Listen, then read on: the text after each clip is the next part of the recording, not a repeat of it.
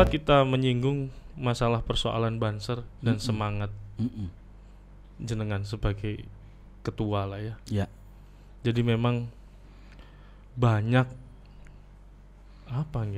anggota yang memang secara statusnya juga ngapunten menengah ke bawah gitu loh. Tapi dia tetap mewakafkan dirinya untuk tetap mengabdi dan berkhidmat kepada organisasi tersebut. Betul. Gimana? Ya.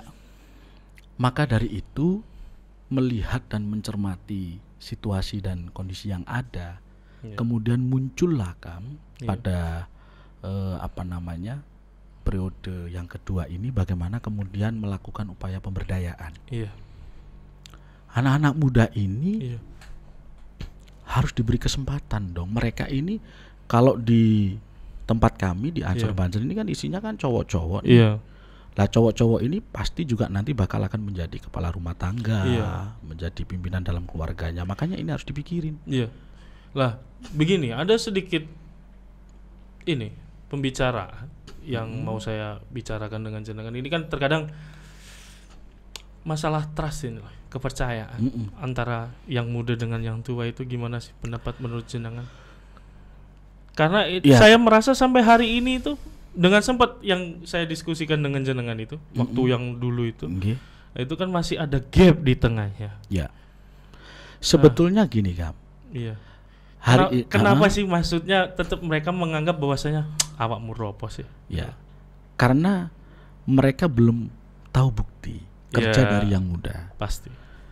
Saya meyakini ketika anak-anak muda ini diberikan ruang, waktu, kesempatan, dan itu bisa dia tunjukkan, yang sepuh-sepuh juga akan sayang dan juga akan menghormati. Pasti. Di Banser tidak ada batasan usia. Kalau di Ansor ada. Nah, untuk bagaimana caranya supaya yang generasi tua dan muda ini supaya tidak ada disparitas. Ayo, sampean punya potensi apa yang muda-muda, makanya saya gelar yang namanya rapat kerja, saya gelar ruang untuk kita diskusi. Kamu punya ide apa, kalian punya ide apa, tuangkan.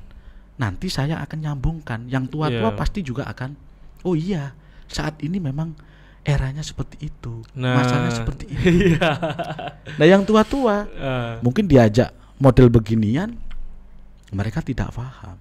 Ada plus minusnya kan? Pasti. Nah ini adalah tugas kita selaku yang ada di pimpinan cabang, pengurus pimpinan cabang, untuk bagaimana selalu menselaraskan itu supaya ada harmoni, supaya kemudian langkah ini enak, tidak terdikotomi, tidak ada pemisahan antara tua maupun muda.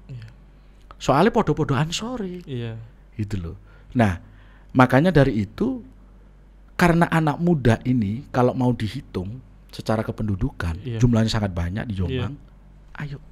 Saya juga mohon pada pemerintah, ayo pemerintah, ayo kita ajak anak-anak muda ini bareng-bareng mereka bisa kita berikan fasilitas untuk mereka bisa menuangkan segala potensi yang dimiliki. Senang fotografi, jurnalistik, model kayak begini ini. Ini namanya apa kan? Podcast begini apa ini? Konten apa yang namanya YouTuber. Ya kan? Mereka ternyata bisa menghasilkan kok. Kan? Ngobrol asal-asal. Ngobrol asal-asal ngobrol. Tapi manfaat. Nah coba kalau YouTube hanya sekedar dipakai untuk hal-hal yang konten sampah misalkan, atau kontennya nggak penting, malah tambah menginfluence anak-anak muda untuk hal yang negatif. Jadi jenengan aparatur sipil negara beraktivitas di organisasi yang pastinya saya yakin ada support dong dari lain. Maksudnya ada usaha yang sedang dijalankan sekarang yaitu KBIH Thoriqul Jannah. Benar. Betul.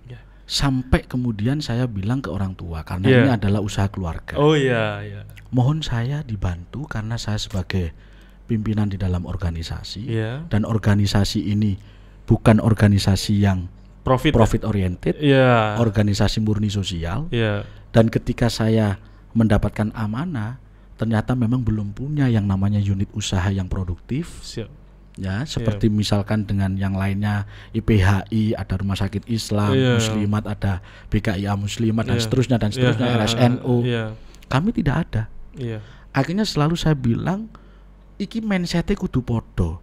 Satu periode yang kemarin saya tidak mau dong anak-anak muda yang ada di NU tangannya selalu di bawah. Ngatong.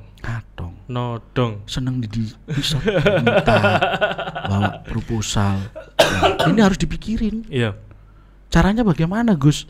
Saat itu mereka bertanya-tanya, enak Gus itu dilisankan, diucapkan enak. Iya. Tapi coba kita praktiknya bagaimana? Pasti. Nah, saat itu kemudian saya berpikir, karena yang saya miliki sebelum kemudian ada travel resminya Ansor Sorban Nusantara, Iya. ada pada saat itu, Tahu, saya tawarkan, kalau kalian mau, ini loh Thoriqul Jannah, Iya. insya Allah siap untuk men-share sebagian pendapatan atau keuntungan untuk kepentingan kalian di organisasi.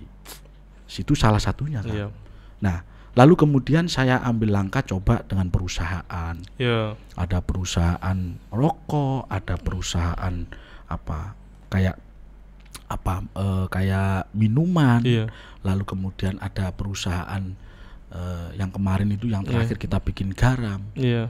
Harapannya bisa jadi solusi. Iya. Ada 2 aktivitas yang baru akan dilakukan. Apa Gus itu? Padepokan. Ya, Iya. jadi saya sekarang lagi bikin yang namanya padepokan. Kata-kata padepokan udah Padepokan. kayak tempat silat. Iya, betul.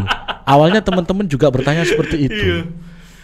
Iya. Gus, opo filosofinya gitu ya padepokan? Saya bilang begini. Saya membaca dulu para raja. Iya. Para raja itu ketika dia berkontemplasi, Iya. mendapati satu masalah yang dihadapi oleh warganya, Iya. masyarakatnya, saat itu kemudian dia membutuhkan waktu khusus Oh. untuk merenungkan, berpikir tentang mencari solusi Iya. terhadap persoalan yang dihadapi oleh warganya. Nah, itu tempatnya ada di padepokan. Ya. Nah, waduh, padepokan berarti itu ada filosofinya. ada filosofinya, iya. Nggak asal bikin aja. Betul. Kan. Ya, kalau Al-Adim itu kebetulan karena fasilitas penuh dari Iya. orang tua saya, Iya. kebetulan namanya Haji Abdul Adim. Iya, Jadi saya iya. pakai nama beliau Iya. sebagai wujud terima kasih lah, kira-kira begitu. Bentuk khidmat kepada orang Betul. tua. Nggih. Nah, di situ itu sekarang ini menjadi tempat berkumpul Iya. bagi anak-anak muda lepas sekolah SMA. Oh, gitu Iya. ya. Nah, bagi para teman-teman follower Mm-mm. yang pengen belajar organisasi, belajar usaha ya. Mm-mm. Berarti welcome banget ya ini ya Padepokan Sangat ya. terbuka. Sangat terbuka. Sangat terbuka. Jadi buat kalian yang pengen belajar hal apapun itu perihal masalah pengembangan potensi diri kalian bisa ke Padepokan Al-Ajib. Betul. Apalagi kalau soal agama. Apalagi soal agama. Ah. Bukan promosi, tapi memang ini niatnya baik, Pak. Monggo. Jadi memang ini adalah akumulasi kegiatan yang sudah pernah diamanakan pada saya selama saya berkiprah di Ansor, Kak. Iya. Sejak 2011 kami memformulasikan satu kegiatan untuk memberikan asistensi dan advokasi Iya. pada lulusan SMA, SMK atau Aliyah yang memang saat itu masuk pada kategori prasejahtera. Iya. Nah, kita siapkan yang namanya bimbingan belajar intensif, Iya.